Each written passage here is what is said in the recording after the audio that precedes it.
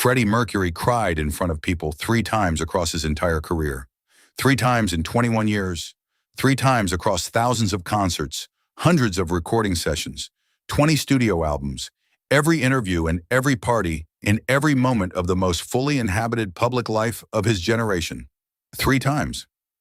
If you know the specific quality of his public persona, the armor of wit, the theatrical deflection, the absolute command of every room he walked into, you understand why 3 times is the number that stops you. He was not a man who showed that.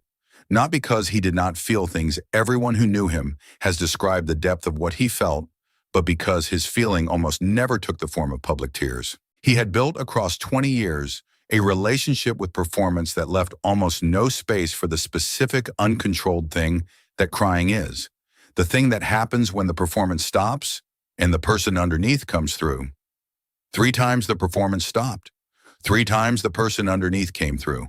And the third time, the last time in 1991, in the specific conditions of what 1991 was for Freddie Mercury, the people who were present have described it in the careful way of people who understand that what they witnessed was private in a way that even the most public life contains. They have said it happened. They have not said everything about what it meant. This video is going to sit with all 3 moments with what they were, what produced them, and what the people who were there have and have not said. 3 times, and especially the third one.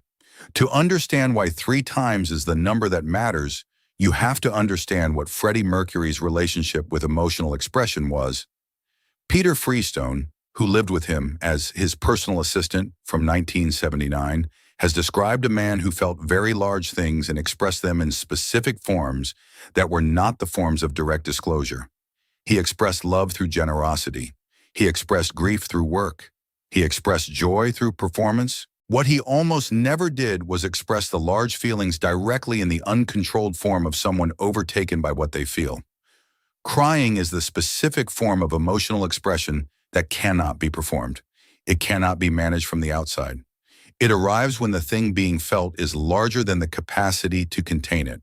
For Freddie Mercury, who had spent 20 years developing the capacity to contain everything, to have been overtaken in this way 3 times in a career of that length is specific information.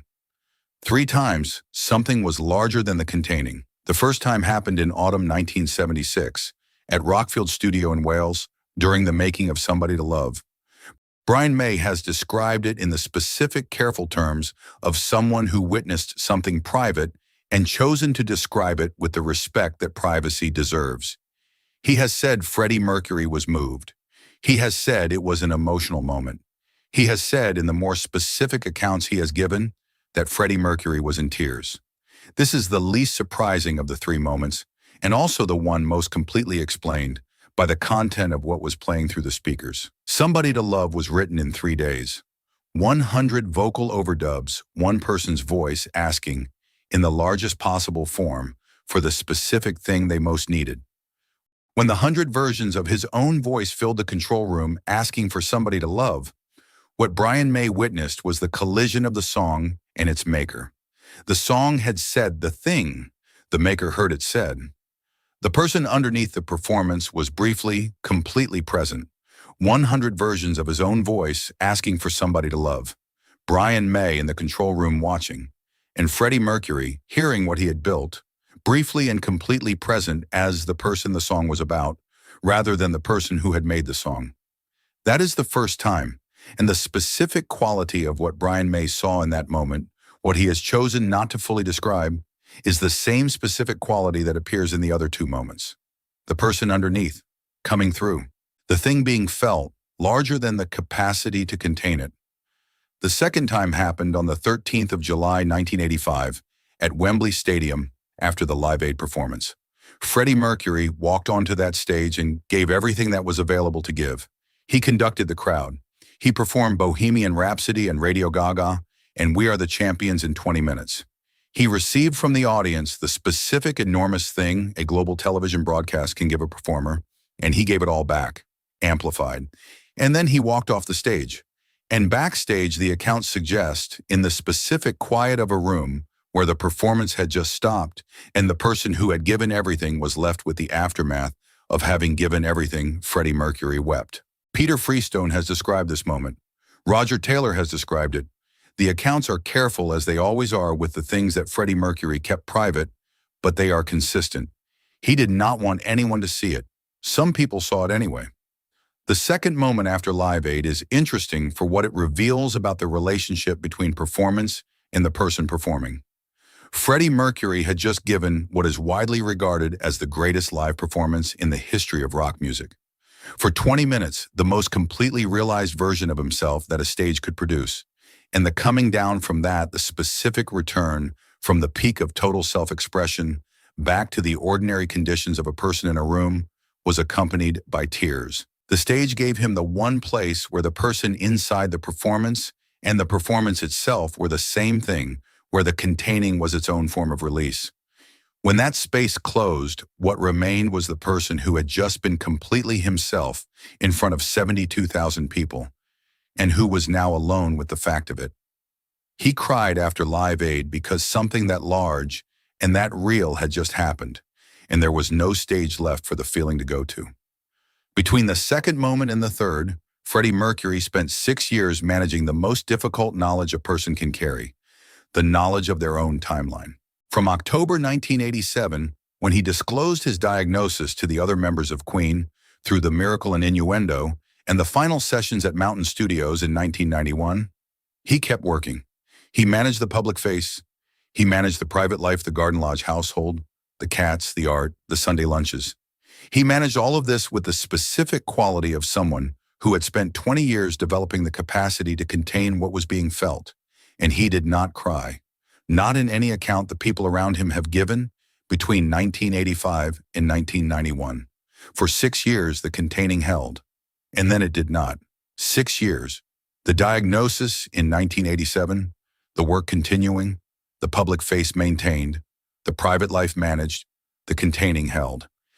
And then, in 1991, in the specific conditions of what the recording sessions had become, what the sessions at Mountain Studios in Montreux had become, with everything that everyone in the room understood about what they were making and why and for what the containing did not hold. The third time, the last time, and the people who were there have described it in the careful, protective way of people who understand that what they witness belongs to the person they witnessed it in. The third time happened in 1991 at Mountain Studios in Montreux during the recording sessions that produced what was eventually released on Made in Heaven. The specific session is not precisely dated in the available accounts. It was one of the sessions in the final months, in the period when Freddie Mercury was coming to the studio, when he could, and giving everything he had to the recordings because he understood what the recordings were for.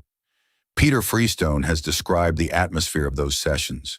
Roger Taylor has spoken, in the careful way he speaks about these things, about witnessing something in the studio in this period that he has not found the words to fully describe. What the accounts suggest is that at some point in the 1991 sessions, Freddie Mercury, having completed a take, sat quietly for a moment and wept. Not performed emotion, the real thing. It arrives when the containing cannot hold any longer, when what is being held is too large for the available capacity, and the person underneath comes through completely. The reason nobody who was present for the third moment has fully explained what happened is the same reason Brian May has never fully described what he saw when Somebody to Love played back in 1976. The moments when the containing stopped were the most private moments of Freddie Mercury's life, more private than anything else, because they were the moments when the management failed and the person was simply there, without the armor built across 20 years. To fully describe those moments is to fully describe the person without the armor. Peter Freestone has given enough to establish that the third moment happened. Roger Taylor has given enough to establish that something occurred in the 1991 sessions that he has not found the words for. What they have not given, what they will not give, is the complete account, because the complete account belongs to Freddie Mercury, and the people who loved him are keeping what belongs to him. 3 times, each one different, each by a different kind of largeness, the largeness of hearing yourself say the thing you most needed to say, the largeness of having been completely yourself in front of the largest possible audience, the largeness of making the last thing you will ever make in the knowledge that it is the last. What the three moments have in common is not a subject.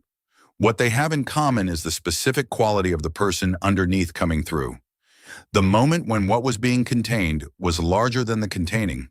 3 times in 21 years, the specific form of self-realization Freddie Mercury had built was not enough. 3 times the feelings were larger. 3 times the person underneath came through. And the people who witnessed it have kept what they witnessed with the care of people who understand that what they saw was the most private thing about a very public person. 3 times in 21 years, each one different, each one the same in the specific quality of what it was. The person underneath, coming through. The containing stopped. The performance briefly gone, and the people who witnessed each of these 3 moments have done the same thing. Described it partially, kept the rest, held what they saw with the care it deserves. Because what they saw was Freddie Mercury without the stage. And that the specific private person behind the 20 years of performance belongs to him, not to the world, to him. There is a version of this story that would try to fill in what is not known, reconstruct from the available pieces, what was felt and said, and what the quality of each moment was at its most private. This video is not that version. The reason is the same reason the people who were present are not that version. What Freddie Mercury felt in those 3 moments belongs to him. The 3 moments are documented enough to establish that they happened. What they are not documented enough to reconstruct is the inside, the specific thing Freddie Mercury was feeling when the performance stopped and the person came through. And the not knowing of this is not a gap in the story. It is the story.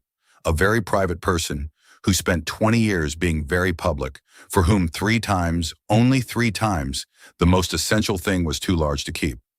The third moment is the last moment, and the last moment has the specific weight of finality. When Freddie Mercury wept in the Mountain Studios session in 1991, he was in the last months of his life, making the recordings that would become Made in Heaven, singing for what would come after him. The containing that had held across 6 years of the most difficult knowledge available to a human being, the knowledge of their own approaching end, had finally, in one session, in one moment, let through. Not in a way that stopped the work, but in a way that was real and complete, and that the people who witnessed it have been careful with ever since. The third time was the last time, and the last time in those conditions carries a weight that nobody who was present has been willing to fully describe. Because to fully describe it would be to reduce to language something that exceeded language. The people who loved him have chosen to leave it where it belongs, in the room, in the moment, in the session. The third time was in 1991, in the studio, in the last months, making the last recordings, the containing that had held for 6 years, let through. One more time, the last time, and the people who were there, who witnessed the most private moment of the most public career of their generation, have kept it with the specific care of people who understand that some things belong to the person they happen to, and not to the world that is asking. They have told us it happened. They have not told us everything about what it was. And the not telling is the most respectful thing they could have done. Freddie Mercury cried in front of people 3 times in his career. The first time he heard himself asking for somebody to love, and the asking was larger than the containing. The second time, he walked off stage at Live Aid having given everything available to give, and the coming down was larger than the containing. The third time, in 1991, in the studio, making the last recordings, the thing being held was the largest thing of all, and for one moment, in one session, it was larger than the containing. The people who were there have told us this happened. They have been careful about the rest. They have been careful about the rest because what they witnessed was Freddie Mercury without the performance, without the armor, without the 20 years of stage persona between the person and the world. They have been careful about the rest because it was private, because it belonged to him, because some things, even 30 years after a person is gone, still belong to them. 3 times. That is the number. And the third one is the one nobody has fully explained. And the not explaining is, in its way, the most complete form of love that the people who were there have been able to give,